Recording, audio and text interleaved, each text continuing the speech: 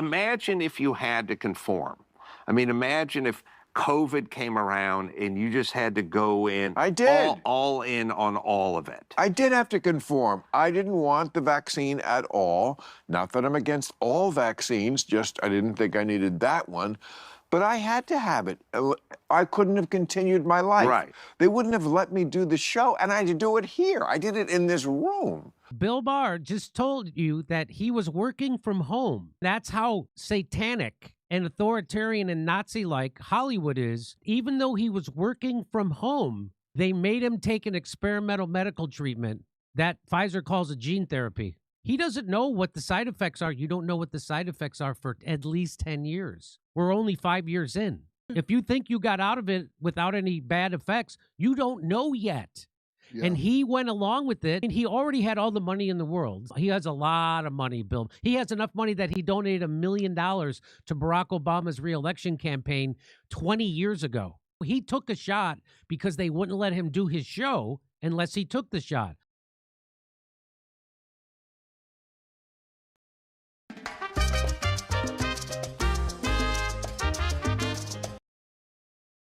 It's interesting. I haven't thought about AIPAC.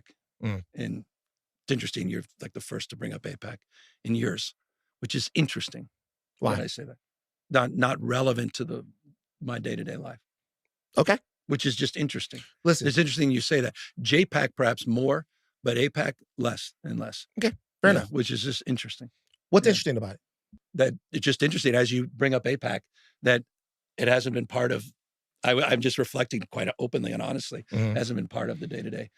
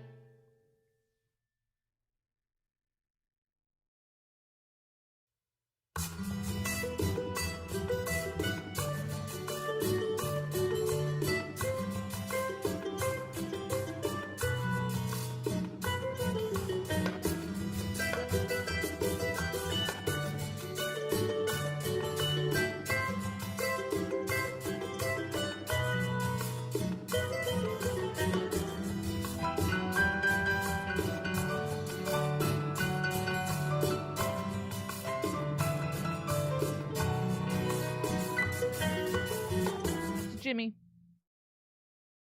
Hi, everybody. Welcome to today's show. I'm here with Kurt Mexican. We've got Mark Crispin Miller waiting to come on. I wanted to show you this really quickly.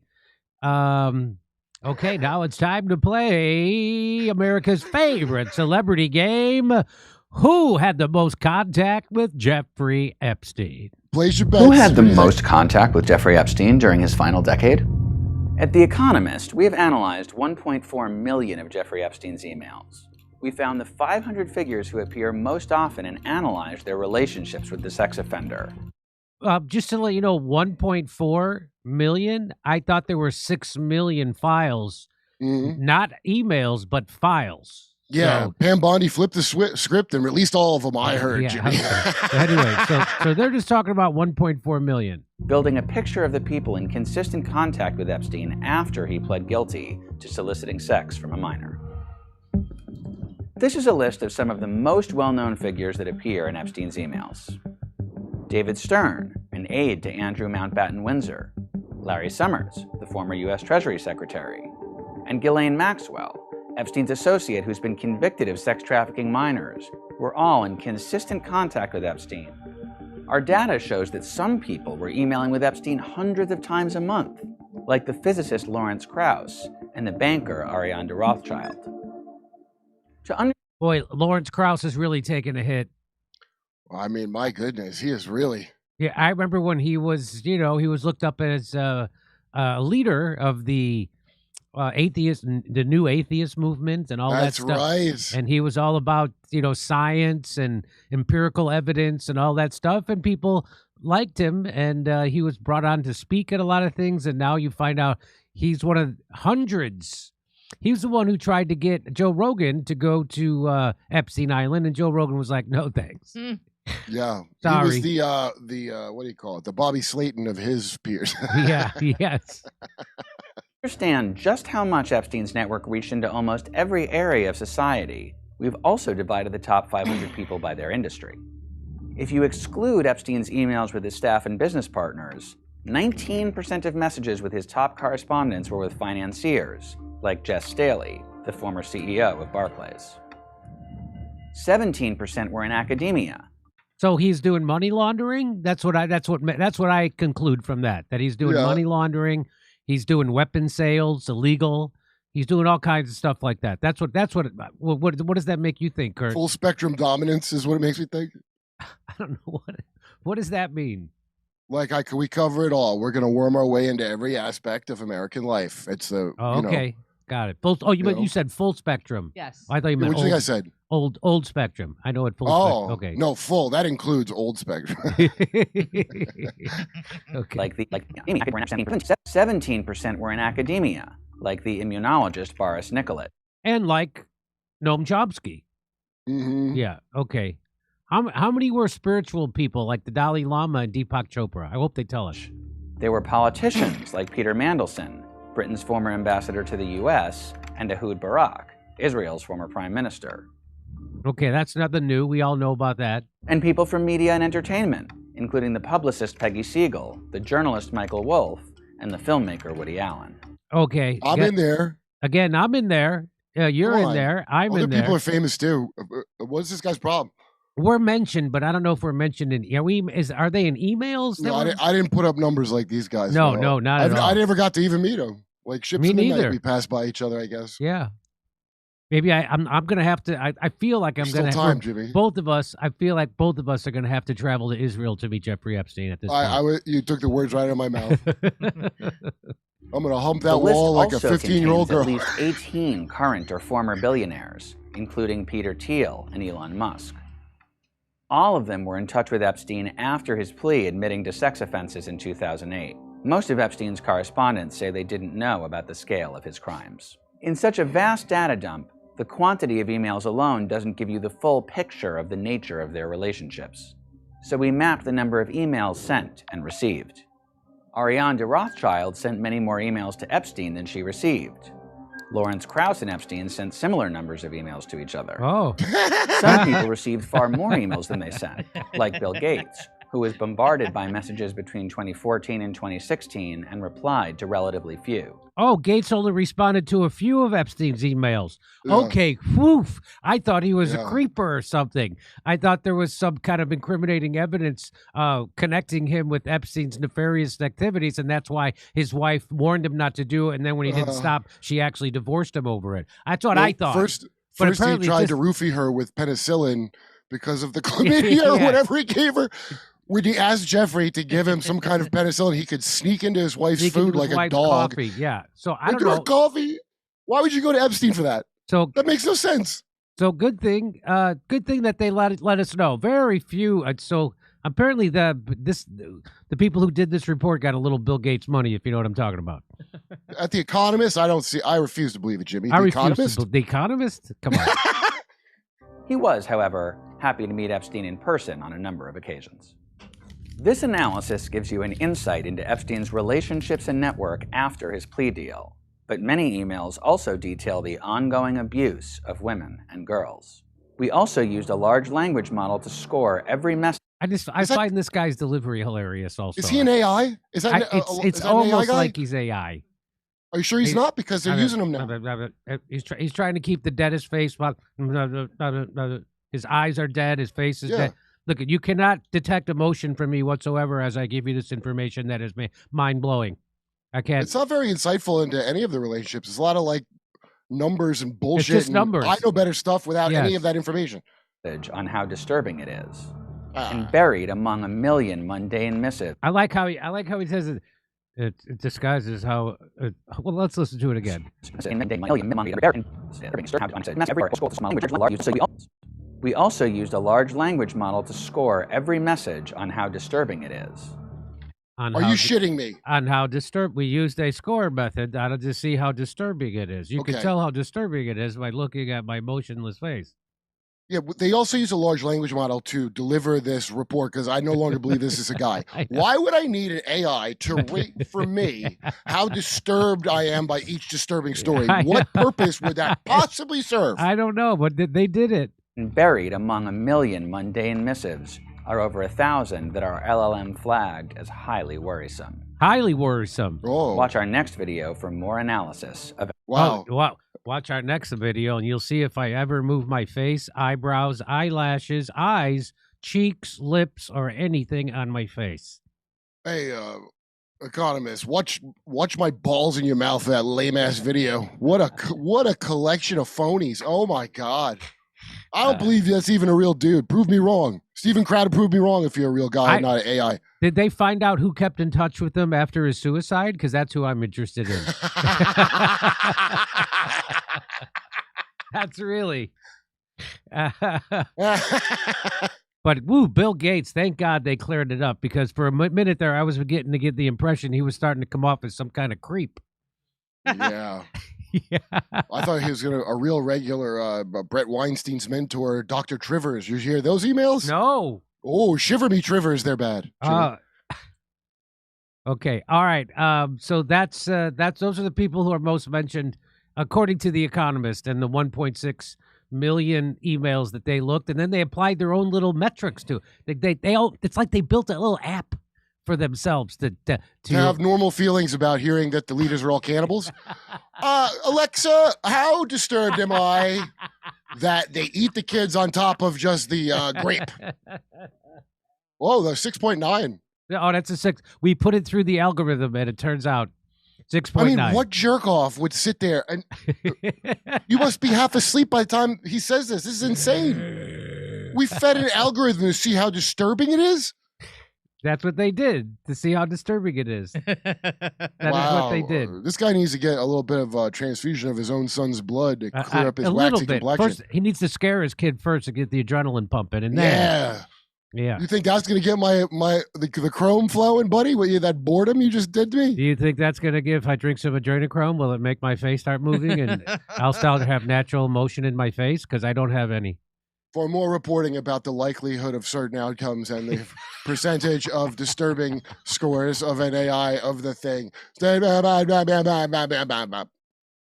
All these dipshits that are into The Economist still, the kind of fuck, and I know them and you know them. A lot of them are my friends. overseas, sadly. Kind of people, because they're married to some important person, they're all fucking stupid. And that this is the babble for them to find comfort because, you know, like their king's a lizard and all the worst things are true. And they were the ones that were all Sam Harris materialist about everything and NATO and blah, blah, blah. But they eat kids, assholes. So go ahead and get this hypnobabble if you want from The Economist. But I know better stuff before the reports dropped. And now that they have dropped, this ain't going to make, what is this for? It's for us to come and make fun of it. Yeah, that's all I can see too. That's what I think. All right. If you'd like to hear me make more fun of it, come see me in Lansing, Milwaukee, Albuquerque, Houston, Dallas, Salt Lake City, and Las Vegas. Go to jimmydore.com for a link for tickets. And because if you go anywhere else, they're going to charge you more. Go to jimmydore.com. Let's take a break. We're going to bring out our next guest. Hey, Sam Altman recently announced that ChatGPT can now reference all your past conversations. Did you know that? Do you feel comfortable knowing an AI platform has access to all your thoughts, streams, sensitive questions, business ideas, etc.? What are they going to do with it? Introducing Venice AI. Venice AI lets you use AI without handing over your sensitive information.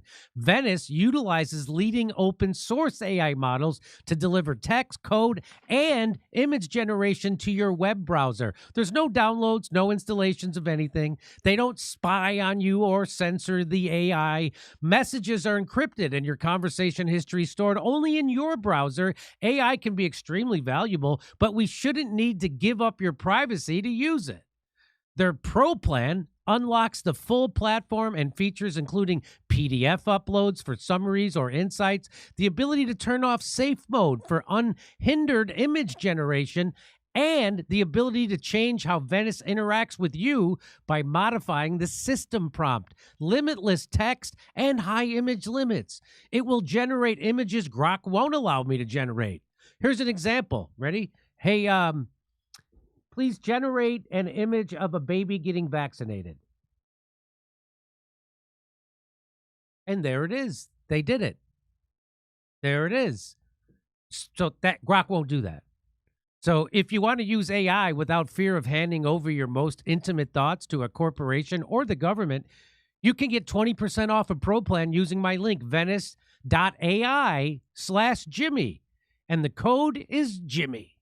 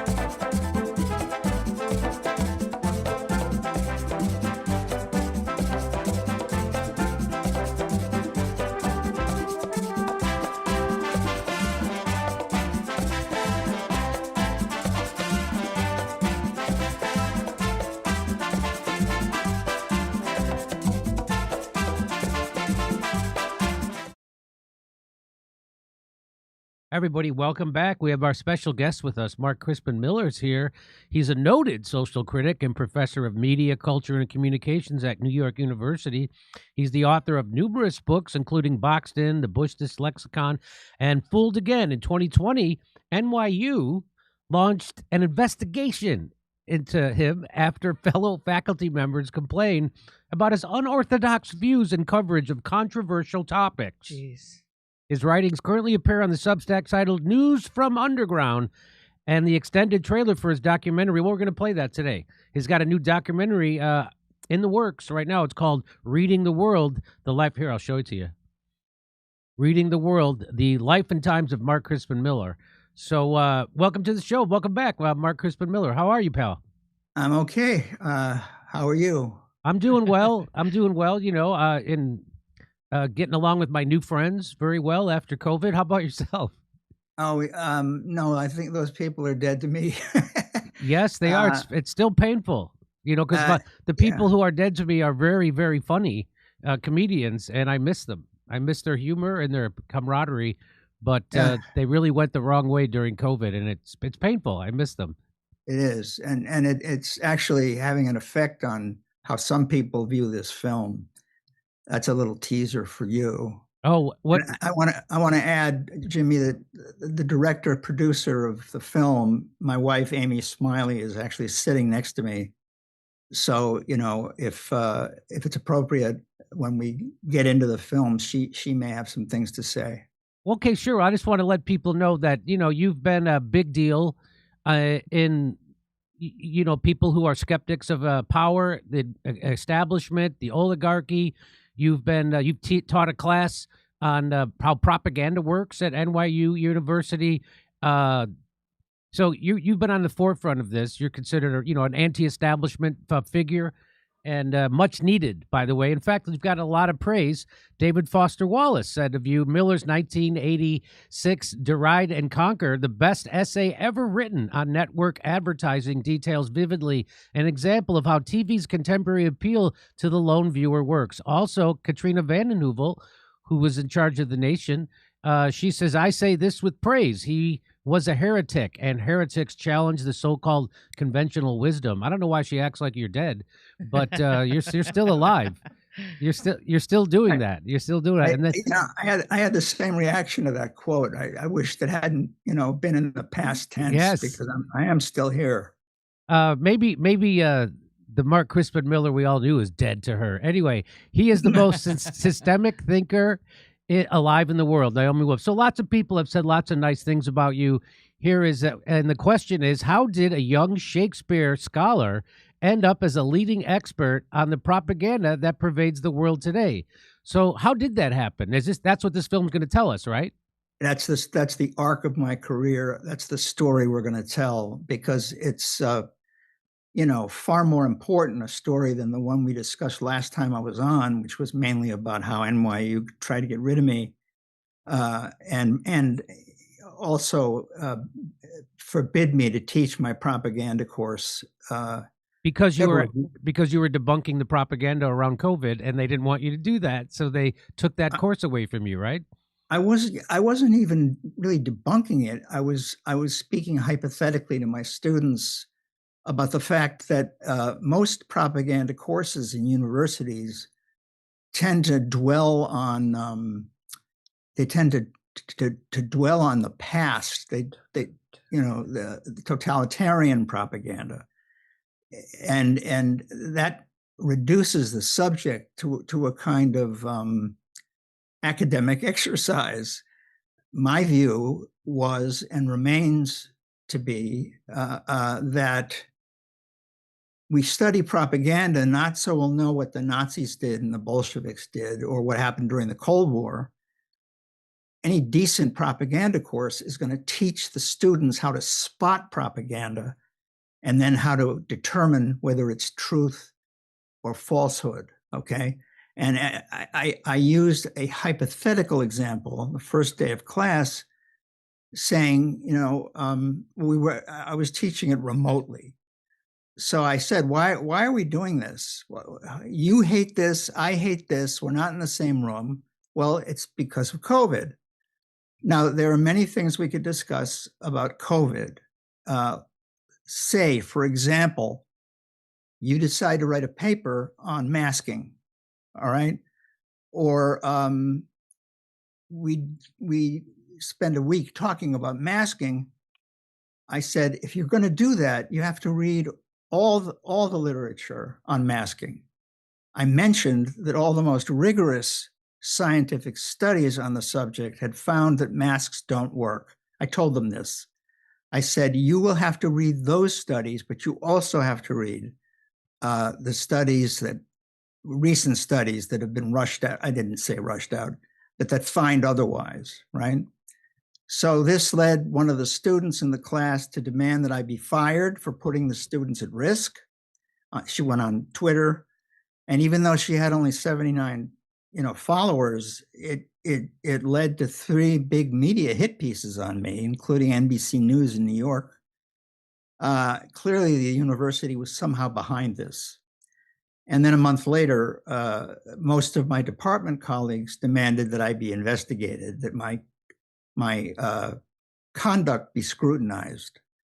They accused me not only of telling the students not to wear masks, which I had never done, but they accused me of hate speech and attacks on students. I mean, it was the whole woke playbook, Mm-hmm. And I had done none of these things. I've never done things like that. The class had always been very popular. So they didn't fire me, but they did tell me that for the good of the department, the following semester, I shouldn't teach the course. And then it turned out that the next semester stretched into the subsequent semesters, and they never wanted me to teach it again. Basically, I was found guilty of teaching the slaves to read. You follow me? That was the crime. I've never told my students what to think. I offer myself as a kind of example of how you go about thinking critically for yourself. Okay. So the arc of my career, to get back to your original question, I started out as a grad student in English. I was an English professor for several years. I studied and taught Shakespeare, Renaissance literature, and also American film.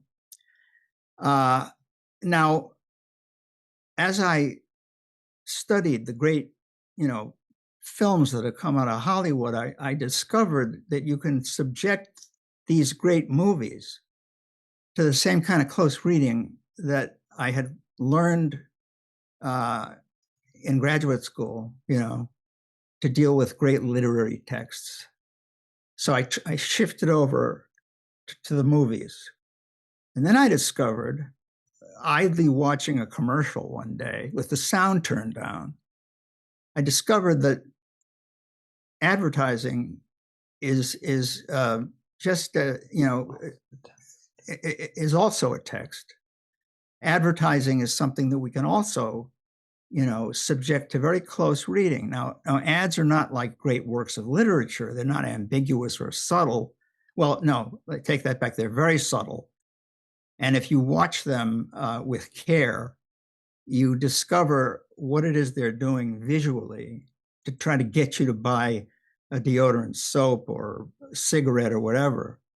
So I started studying advertising that way. So I was beginning to look at propaganda as a close reader, you see. And this then led me to start looking at political speeches. I was writing for magazines with human readers as opposed to academics. I was writing, for the New Republic, The Nation, Rolling Stone. And I was increasingly interested in these kinds of texts, not literary texts per se, not cinematic texts per se, but commercial and political texts.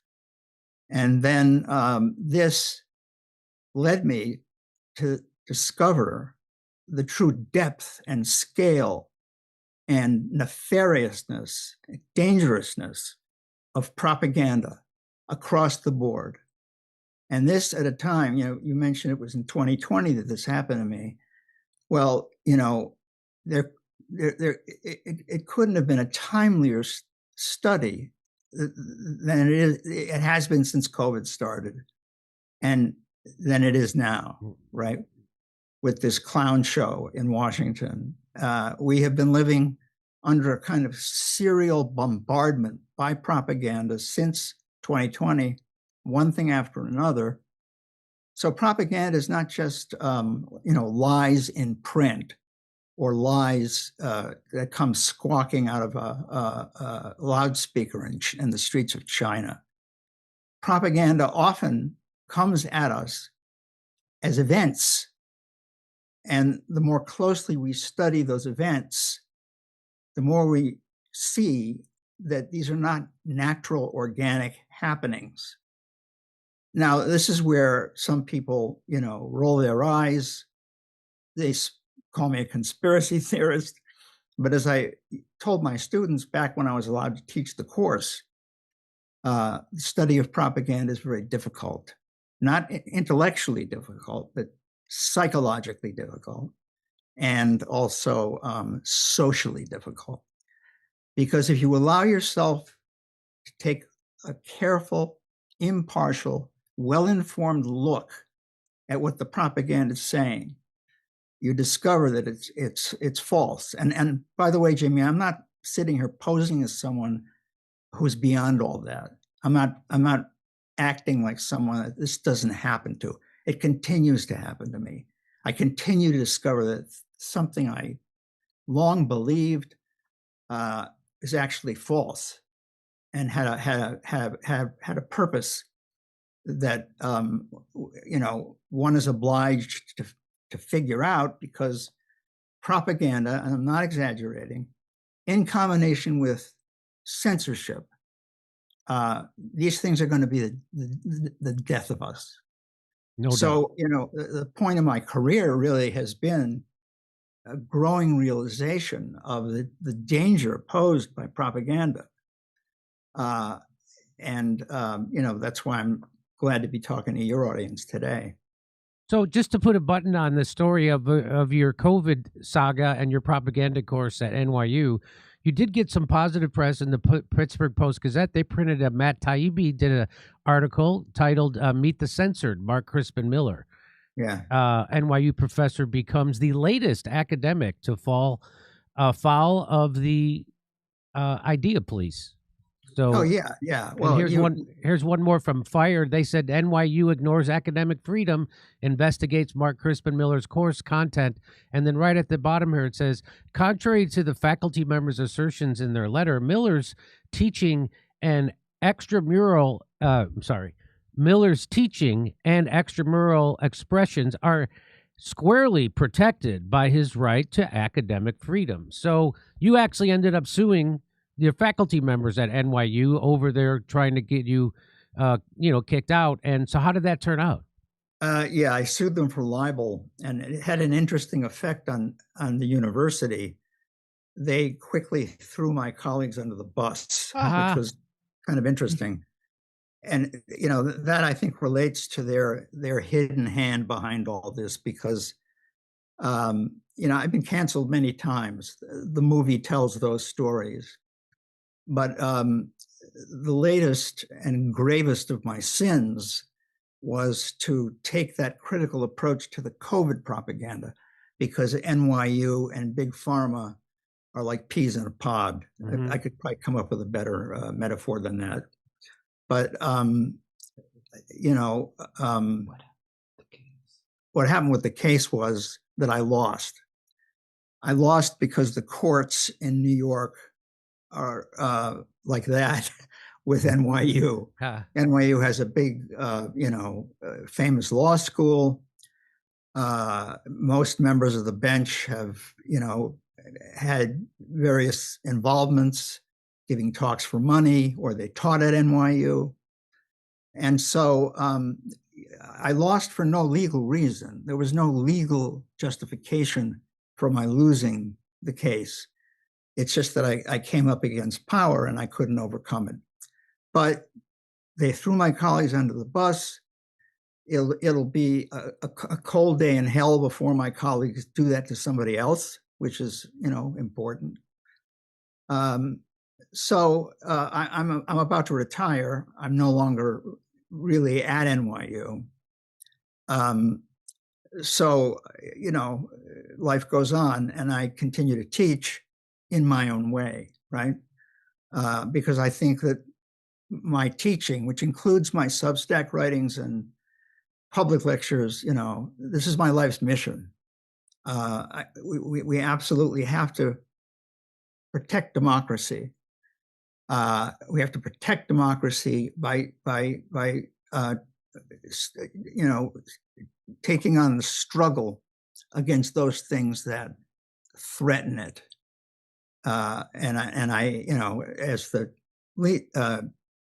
trailer will show, that went through many different iterations. But the most important one of all is to encourage a careful, impartial, thoughtful study of propaganda, so that we know it when we see it, because it tends to hide by disguising itself as something else, right? Right. So when you say that the NYU threw the faculty under the bus, how did that manifest? What did they do? Well, they laid off me, and they basically, I don't even think there was a review of my conduct, Jimmy. I think that was horseshit. Because I never met any student or colleague who'd heard from anybody in the dean's office. So I think that was a threat. It was, in preparation of, bidding me farewell. But they stopped doing that. And now my colleagues were sort of on their own, because NYU didn't want any part of a libel action. Okay. All right. So now let's get to let's get to the trailer for this movie that tells the story of your life, and it's a fascinating story. Everybody should learn about your life. Let me just say, here's what they say it's about. This film will trace the trajectory that has shaped him as an artist, critic, historian, and activist, and explore his rare grasp of modern history and the essential role of propaganda as a tool of mass manipulation. We are interested in Mark as an original, creative, and fiercely independent thinker, and the ways in which his work is ultimately a plea for freedom to question boldly, and responsibly the world around us. So let's watch a little bit of it. Did I not put it in here? Are you kidding me? All right, hang on. Let me take a break and I'll put it in here. I didn't put it in here.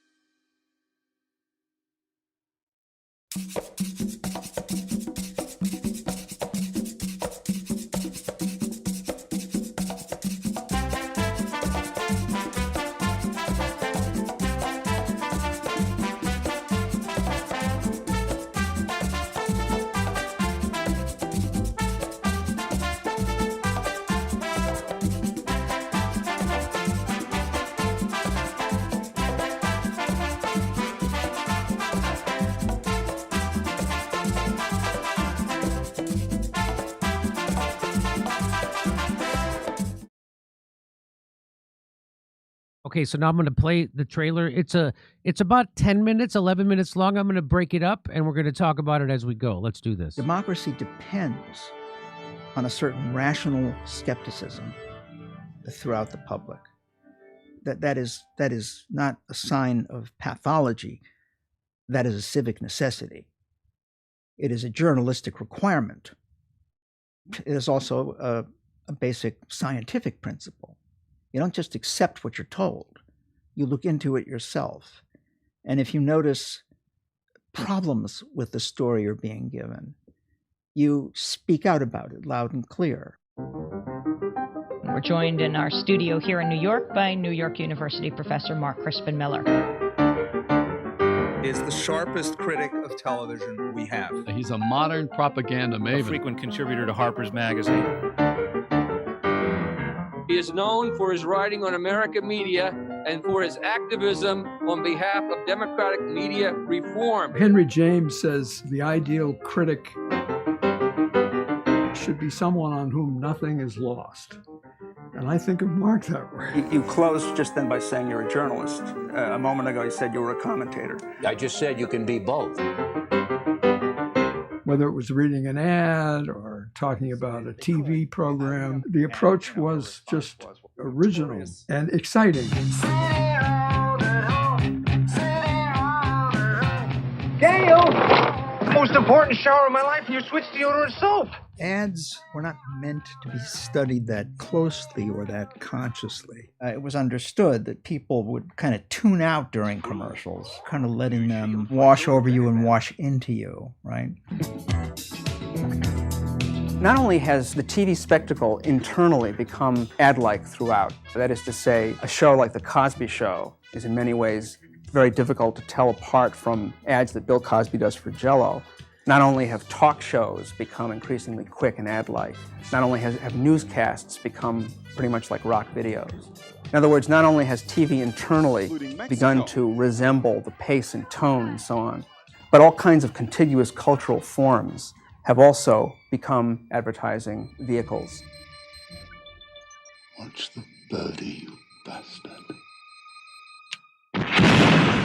As the years went by, I began to notice that there was something big happening. There was something behind all these little individual works that was more important than the works themselves.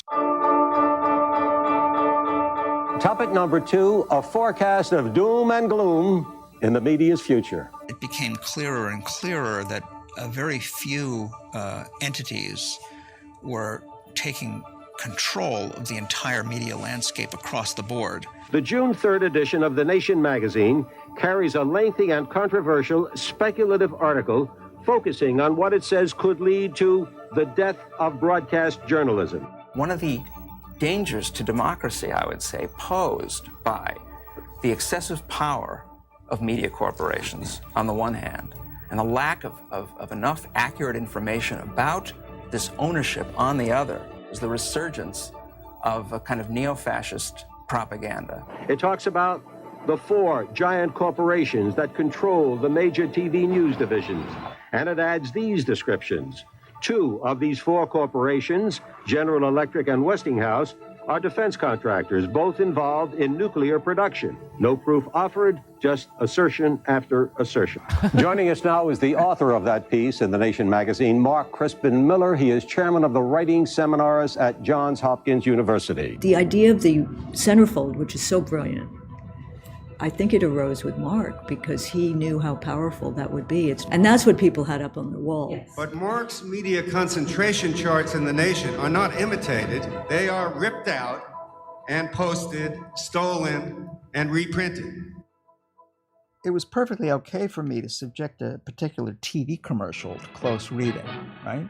That didn't really threaten any interests. But once you start encouraging people to think critically about subjects that have been deemed taboo by what we have now come to call the deep state. Once you do that, you become a sort of unperson. So let me stop it there real briefly. And so you did that. You went and you questioned the taboo. What what would be some of the taboos? Well, as the clip you just showed indicated, sort of the granddaddy of them all is the Kennedy assassination, right?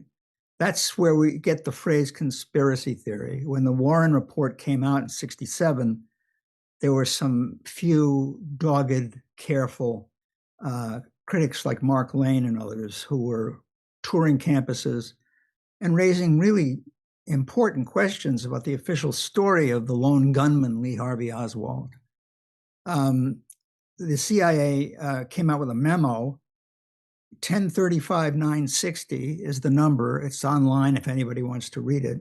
And it went to all their station chiefs worldwide, basically telling them to use their media assets and other connections to discredit the work of these conspiracy theorists, right? And that's basically what happened. It took off like a rocket. It's one of the most successful propaganda drives the CIA ever engaged in, because we all use that phrase. Often people will express a perfectly reasonable suspicion of something, and they'll feel compelled to apologize for it. Well, I don't want to sound like a conspiracy theorist, right? Because, at first, the phrase implied that these people were nuts, and it was, used in a spirit of mockery. During the Obama years, in the teens of this century, the tone of the phrase conspiracy theory began to darken and harden. And it was no laughing matter anymore. It wasn't just that these people were fruitcakes, nuts, tinfoil hats, barking moonbats. These are all phrases that they used. Now, conspiracy theory was a form of domestic terrorism. This anticipates the rise of Trump and so on. But it became increasingly dangerous to engage in this kind of thing. I just covered Noam Chomsky recently because he's in the Epstein files, and he's always been suspect to me as being compromised in some way. Because he never was at risk of losing his job at MIT, and real people who actually question and challenge the establishment always are losing their jobs or being threatened with it. Like you, like people like Michael Parente, for instance. So whenever you actually, even Cornel West lost a job over his advocacy for the Palestinians, right? So if you're an academic and you actually do push back, you're going to get fired or some very serious heat put on you like you had. And Noam Chomsky never had any of that. He had his cushy job at MIT, which, as we know, is infested and run by the CIA.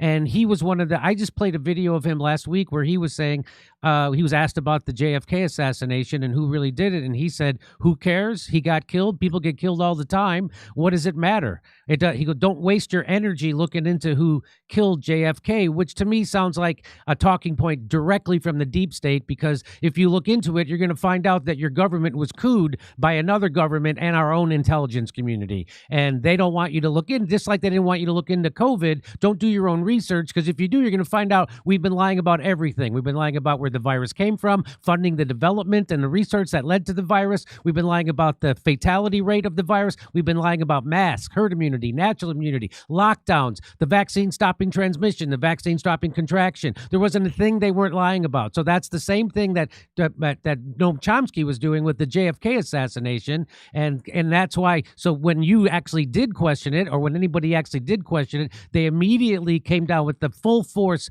of the propaganda establishment and the deep state establishment, deep state propaganda to discredit that person. And so that's why there's Noam Chomsky doing the bidding of the deep state, telling you don't even waste your energy to look into it, because what does it matter? Which is the craziest, dumbest thing I've ever heard. Would you agree? I feel like you're reading my mind. It's just kind of uncanny. I mean, I know Chomsky, or I guess I like Katrina Vanden Heuvel. I should put that in the past tense, because since his stroke, he can't talk. But I knew him when he could talk. And we argued about things like 9/11, like the Kennedy assassination, We argued about election theft. I'm willing to believe that he's not necessarily taking orders from the CIA. He is a very arrogant man, and he takes a kind of a rigidly structural view of propaganda. If you read his stuff on propaganda, which I have read and have taught, it's very schematic. He thinks it's basically a kind of conspiracy between the government and the media. He doesn't factor in the CIA. Now, he is arrogant, and I don't have any proof that he's a shill. And there are many people watching us now who are probably furious that we're questioning his integrity. But the fact is that all along, the Kennedy assassination, the other Kennedy assassination, the killing of Martin Luther King, 9/11, and worst of all, and his name will live in infamy because of this. He didn't just deny any of the conspiracy theories about COVID. He did. You may remember this. Yes. He did COVID propaganda, and in a very ruthless way. He said that anyone who doesn't get the vaccine should be detained. They should be put away somewhere. His interlocutor said, well, how are they going to eat? And he said, that's their problem. I mean, no supporter of the war in Vietnam could have been more cold-hearted than he was in his dotage, right? Yep.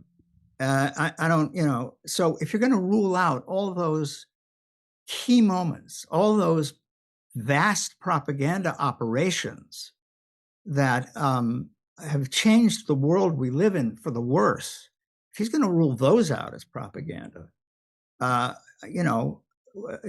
he's dead to me. Yeah. He was definitely dead to me when he did that, and when he also equated Medicare for all with children who want candy, healthcare activists who are pushing for a vote for Medicare for all during a pandemic that he said was deadly. If you wanted to get Medicare for all during that, he said that you were like a child who wants candy. And that's when I knew he was repeating deep state establishment talking points. And that was not, because that sounded like it came right out of Hillary Clinton's mouth. And then when he went on to tell people that if you're not vaccinated, you're trying to kill people. It's if you don't take a vaccine, it's like you don't pay attention to street lights, and you just go right through red lights and kill people. And that was a deep state talking point. And so I don't have any doubt in my mind that he was compromised, and that's why he never had his job threatened, and that's why he said crazy stuff like that. And he got more. And every 4 years he'd tell you got to stay inside the two-party duopoly. You got to vote Democrat every 4 years, which is just the antithetical to somebody who knows how power works, who has an intimate knowledge of power dynamics and how it really results, and the ineffectiveness of elections. So anyway, I don't want to make this segment about Noam Chomsky, but that's what we were talking about. You're talking about you started to question things, and people like Noam Chomsky would never question those things because he knew if he did that, he'd get kicked out of polite society, and he'd have his job threatened at MIT, and he wouldn't get published anymore, and that would be it for him. Whereas people like you actually said, no, this is what we're supposed to do. And people like me during COVID, same thing. No, you're supposed to question the authority, especially during time. If you don't follow, if your values of free speech and skepticism and questioning the establishment, if you don't value that when it's hard, then you don't value that at all. That then, as Jon Stewart said, they're not values, they're just hobbies. And so people like you actually are values, and to people like Chomsky, they were hobbies. And so that was so let's move on with a little bit more, unless you want something else to say before we move on with the rest of the. No, I guess you're not going to let me get away with cutting Chomsky any slack here. No, right? no, I'm not. You could cut him slack, but I'm not going to. Okay. It was despicable, and not only that, but the ridiculous kind of semi mea culpa over being best buddies with people like Jeffrey Epstein. The people he's supposed to be trying to expose and take down, he's actually buddying up and trying to give him advice on how to get out of all the bad press he's getting over the blackmail and trafficking ring he was running. Anyway, it was just it's despicable. He's not a good guy, Chomsky, not a good guy. But he had said some good things, and I'm glad he wrote Manufacturing Consent with Ed Herman. I'm glad he did that. A lot of the things he said were great. So he was allowed to inform you, just like how we have vigorous debate in liberal societies in between these 2 points, but you can't go outside that point. And you did. You went outside that point. Michael Parenti went outside that point. Noam Chomsky, he stayed inside. So yeah. All right. So let's get back to this trailer for your movie, and we'll pick it up. A big call to make. CNN announces that we call Florida in the Al Gore column. This is a state both campaigns desperately wanted to win. All right, what's the problem with voting? Voting machines, the voting machines. Stand by. CNN right now is moving our earlier declaration of Florida back to the too close to call column. These voting machines, which were mandated to be used in every state by the White House and the Congress through the Help America Vote Act. George Bush, governor of Texas, will become the 43rd president of the United States. But the fact is, the 2 largest companies that make these machines are owned by Bush Republicans. At 18 minutes past 2 o'clock Eastern Time, CNN declares that George Walker Bush has won Florida's 25 electoral votes. Did the GOP steal the last election? When I wrote my book, Fooled Again. For the star this evening is Mark Crispin Miller. My reputation changed radically. He is the author of this book here, which I want to show up on the camera. Yeah, Fooled Again, How the Right Stole the 2004 Election.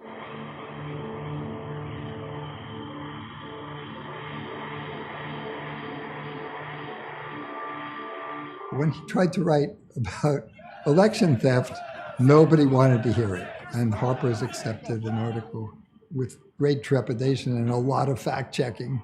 The left press attacked me as a conspiracy theorist. You're throwing conspiracy theorist around whenever someone says, was the election stolen? We've had election fraud in the United States for a very long time, and both parties have committed it. Did I mention that I'm from Chicago? I'm not a Democrat or a Republican, but it seems to me that you shouldn't be in the movement if you don't harbor a belief in free elections. That means whoever gets the most votes wins. There are thousands of people here. They're carrying all kinds of signs. Hail to the thief is what many of the signs read, the day that democracy's died. A lot of different sentiments being represented here. A lot of very angry people gathered. Most are ordinary citizens who believe Trump's lie that the election was stolen. Out of the frying pan, into the fire. Just as I believe that free speech is not just for people who want it for themselves only, right? But who think that everybody has a right to free speech. An NYU professor who teaches Okay, so we'll get to that's the next part. So I just want to talk to you about the stolen elections. Right. So Michael Moore actually did touch on this in one of his movies. I think it was Fahrenheit 11/9. I think maybe was whatever that movie was. He talked about how nobody would stand up for the shenanigans they did in Florida to throw that election for George Bush, and then again in 2004 it was you and I think RFK Jr. And then it happened in 2020, and they did the same thing to the people who were saying that was a stolen election. In fact, it was even worse. They put those people in jail, and you got your YouTube channel taken down if you even questioned the integrity of the 2020 election. And so this is nothing new in the United States. This stolen election and election stealing by both parties. Where did you come down on the 2020 election? I think it was stolen. I have to laugh grimly every time I read some, so-called newspaper article, always editorializing when they mention, Trump's false claims that the election was rigged. I mean, I've been collecting evidence I'm not working on that subject anymore, but to the extent that I can do it, I have been gathering evidence of that theft. But it's you run risks if you take that position. Now, there are things about this that really piss me off. Back in the, Bush-Cheney years, there was a small but, fairly dedicated movement for fair and free elections. I didn't realize until 2020 that most of the people in that movement were, functioning as shills for the Democratic Party. Their concern about Bush-Cheney's 2 selections, George Carlin always referred to Bush as Governor Bush. He refused to call him president because he was, not elected either time, right? So these people in the election integrity movement were MIA when it came to Trump because they hate Trump so much, right? I'm sorry, that's not their call, right? It's the electorate's call. And, just as my former fellow activists piss me off because of their failure to honor their principles when, the other side is crying foul, right-wingers who engage in work on that election, have nothing to say about Bush-Cheney's thefts, or I should say the thefts of the elections for Bush-Cheney, all right? I'm going to tell you something now that I did not know when I wrote my book on the 2004 election, and when I edited another book in 2008 called Loser Take All, which included essays by all my comrades in that movement. These people on the right, they say with vehemence that it's Democrats steal elections and not Republicans. Okay, so as far as they're concerned, Bush-Cheney really legitimately won, and there's no way you can make that claim. They stole it, or I should say again, it was stolen for them, right? Just as 2020 was stolen for the Democrats. Okay, I mean, if you want to, see heads explode, tell these people on the right that, I was trained in election forensics. This isn't just me talking out through my hat. The forensics of the 2016 election make pretty clear that Trump actually won that election. I'm sorry, I'm confusing myself. He actually lost that election. Hillary Clinton actually won it. There were 4 states where the unadjusted exit poll results were completely out of whack with the official count. Okay, that's a sure sign of theft. Okay, now who's doing this? All right, I've qualified myself a couple of times here by saying the elections were stolen for the parties, right? There's a book I want to strongly recommend. It's called Vote Scam by Peter Collier and Kenneth Collier. I brought it back into print in my Forbidden Bookshelf series, which is one of my many adventures in, saying risky things. These are books that should be in print and had slipped out of print or had been killed deliberately at birth.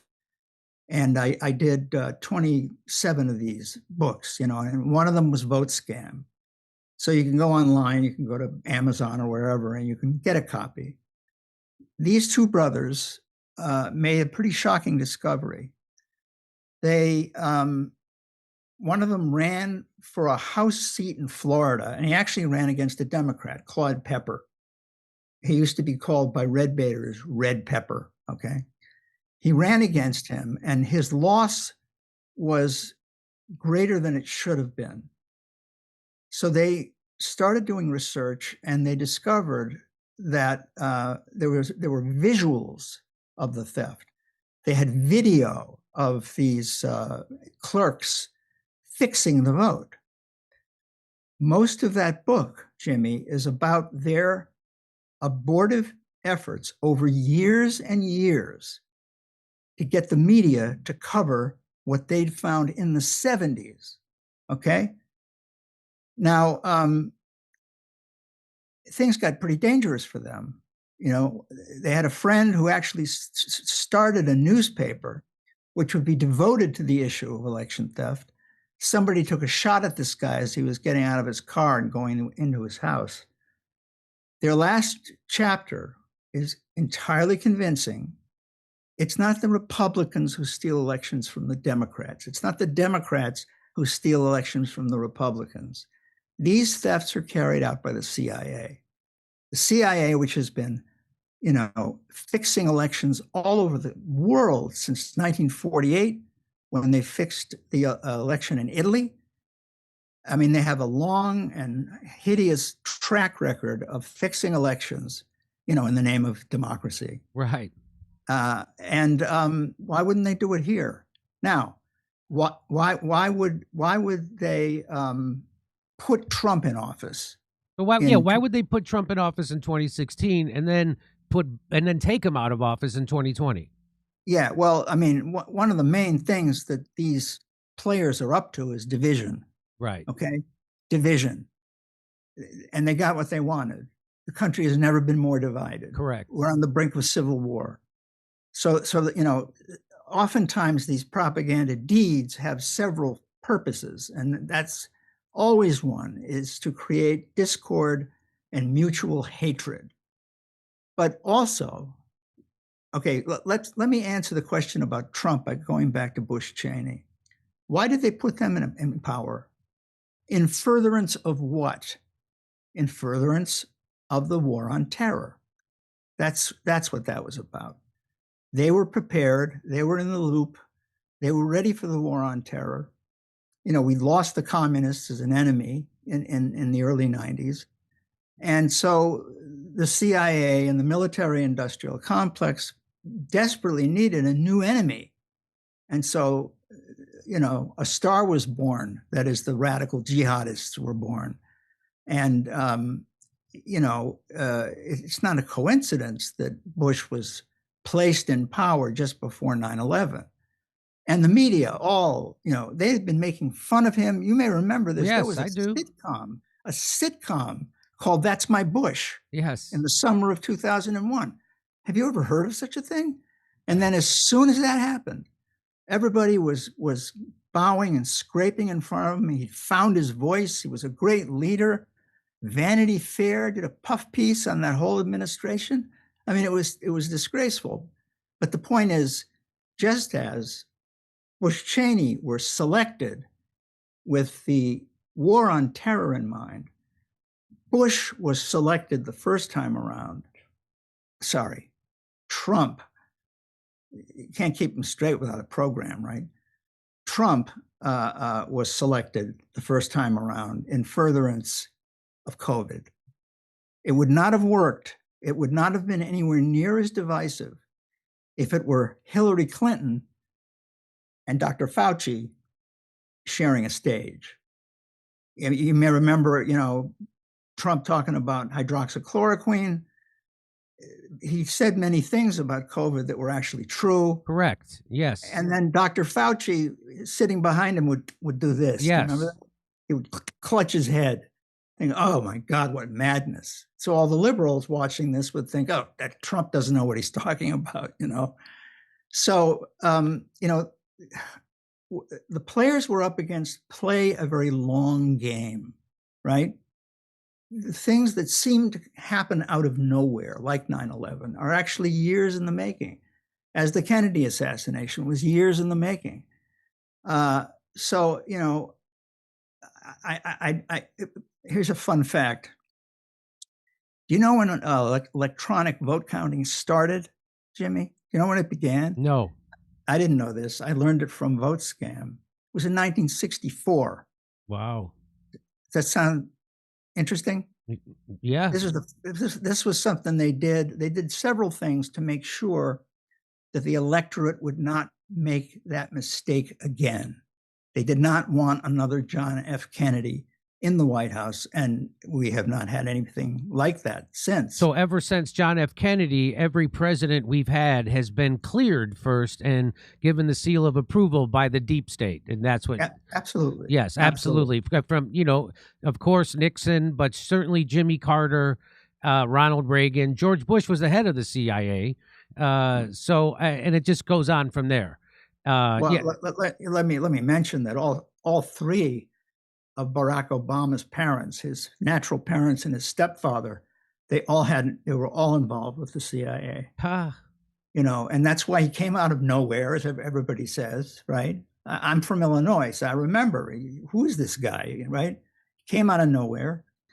And, the people at the schools he's supposed to have gone to couldn't remember him. Very strange. He's kind of a Manchurian candidate, but for the CIA, not for right. Red China. So, all right. So now let's, I don't want to spend too much time on this, but so you say it was that the CIA installing Trump in 2016 was connected to them wanting to do the COVID pandemic, Right. which they were deeply involved in. And, but I also think that they had it in the chamber. They wanted to go to war with Russia through Ukraine, and they had been ramping up for this for a while. In fact, they did the coup, the Maidan coup. I think that was in 2014.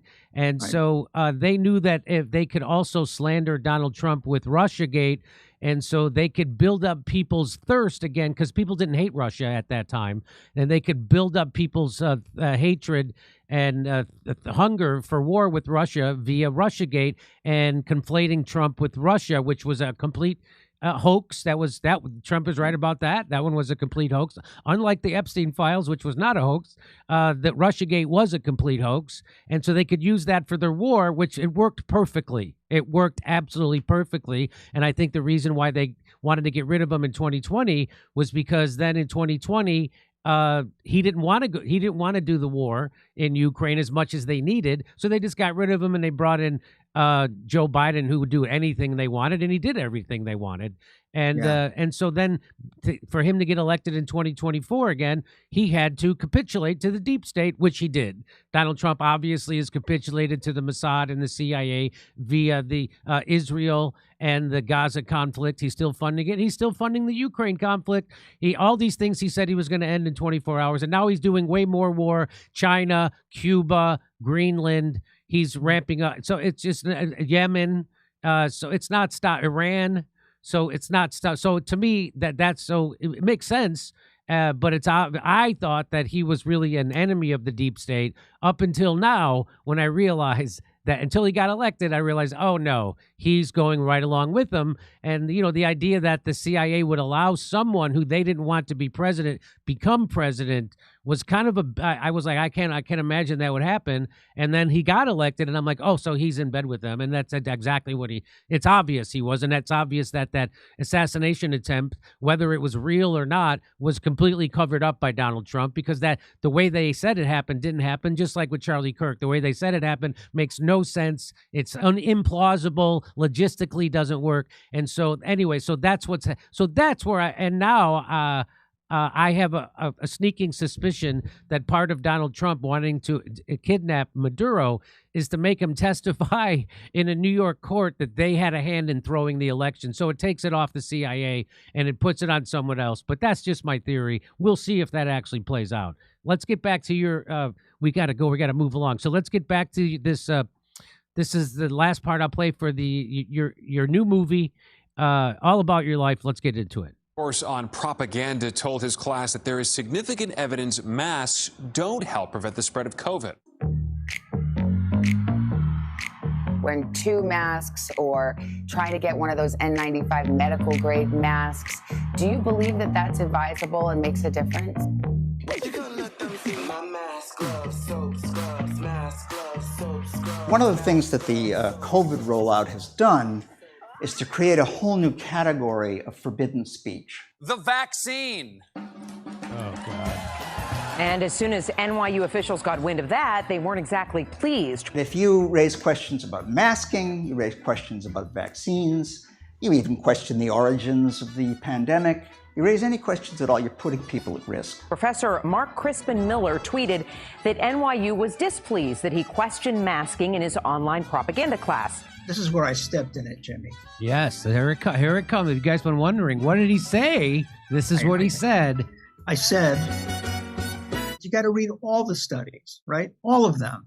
This is called doing your own research, and you're not supposed to do this. Even if you're a college professor, you're not supposed to read about COVID. You're not supposed to read about masks or vaccines or anything to do with the virus or anything. My chair called and with a kind of forced joviality suggested that for the good of the department, I not teach the propaganda course the following gosh. As scheduled. And as it happens, Jimmy, I have not been allowed to teach it since. No kidding. I can't teach it anymore at NYU.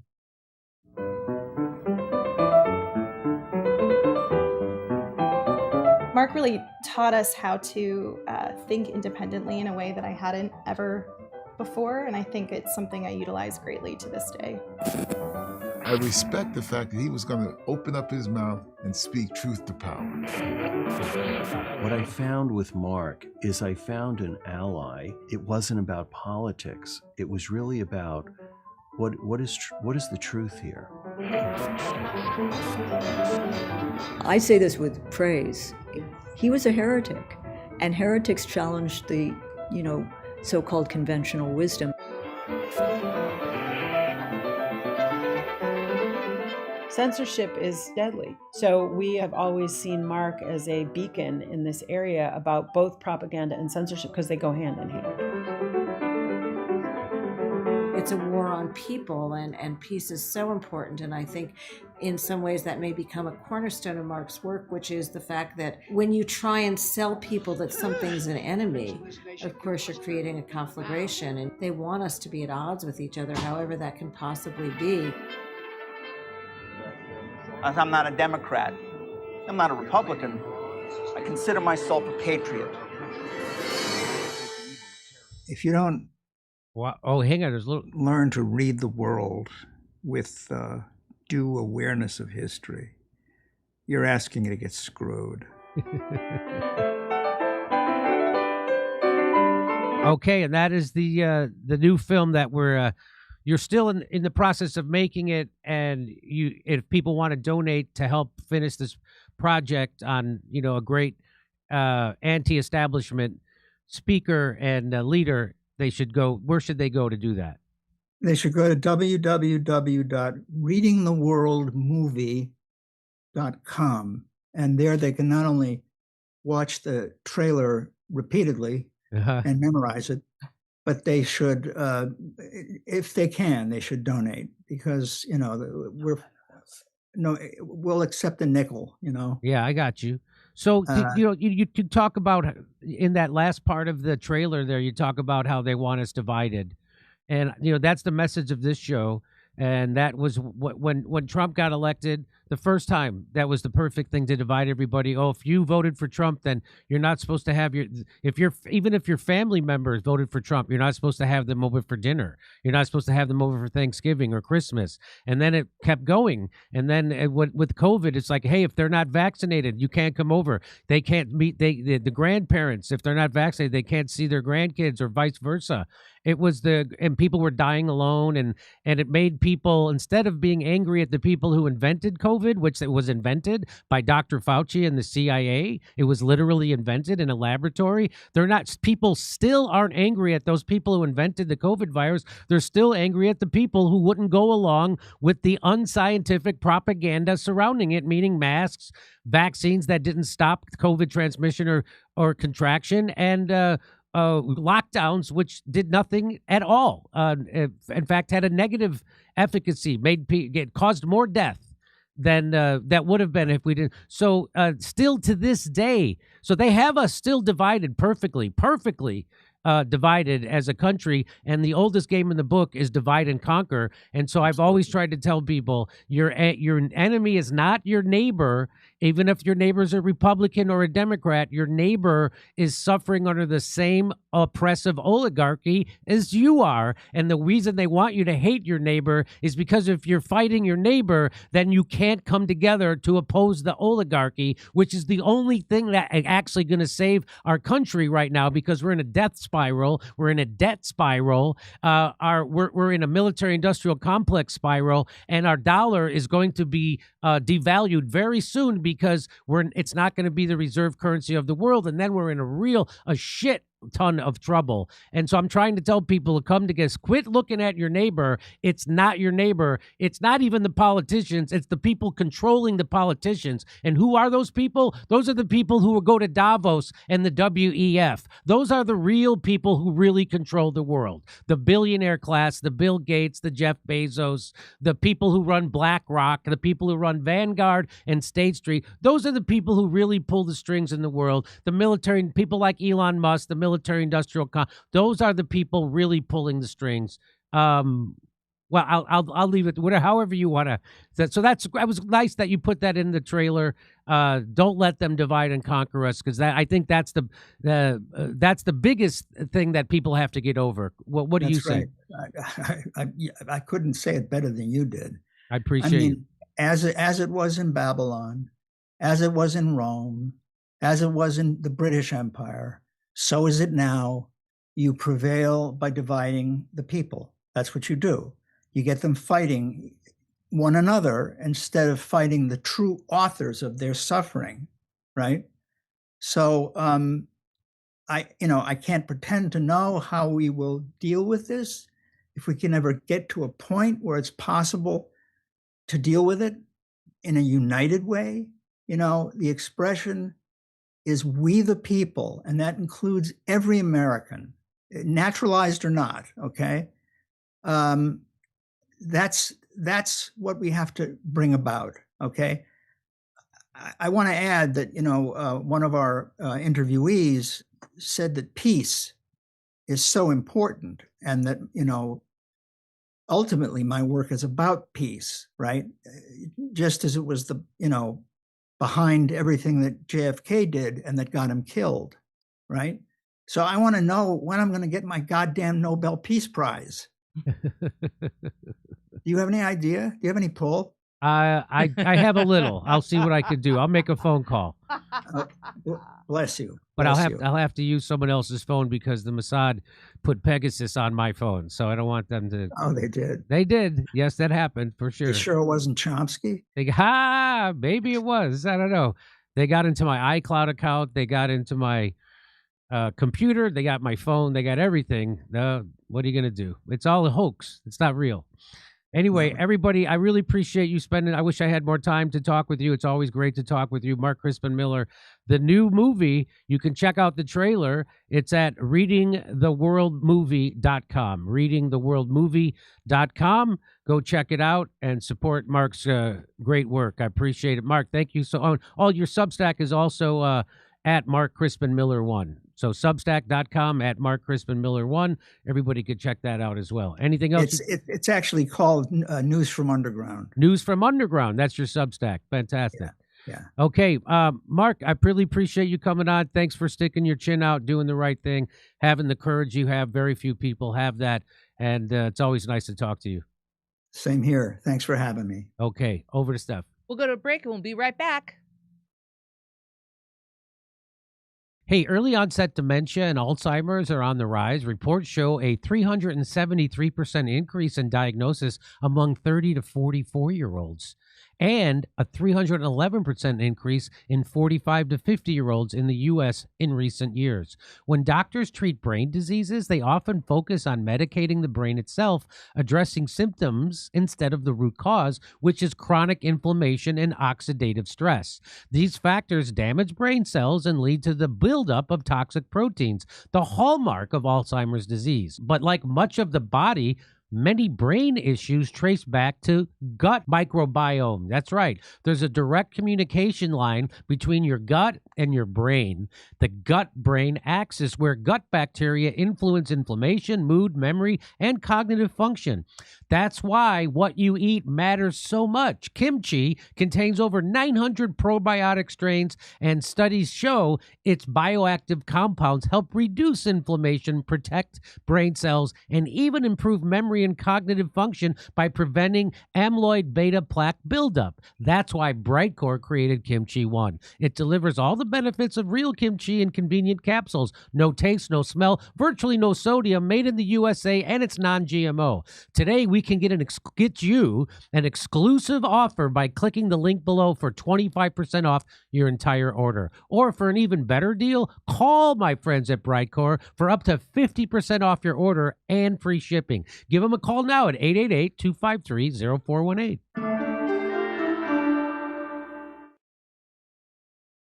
JP Morgan expects gold prices to surge to $6,300 per ounce by the end of 2026. This comes against a backdrop where gold has already moved into record territory, having surpassed $5,000 per ounce just this year. According to JP Morgan, this is more than just temporary market panic. They believe gold prices are being supported by a structural floor created by central banks and large institutional investors, as well as underlying macro pressures like geopolitical uncertainty and diversification away from paper assets. Even after the recent price pullbacks, JP Morgan says long-term momentum remains intact. And then there's silver. Silver continues to trade in triple digits, reflecting broader precious metals momentum. Many analysts now see silver pricing entering a repricing phase, with industrial demand and supply pressures driving interest. Silver's dual role, industrial use and monetary metal, makes its recent move noteworthy. There's a big reason institutions are talking about precious metals. If you want to learn more, Monetary Gold has a complimentary gold and silver guide. Visit jimmylovesgold.com or call 800-476-7790 to request their free guide.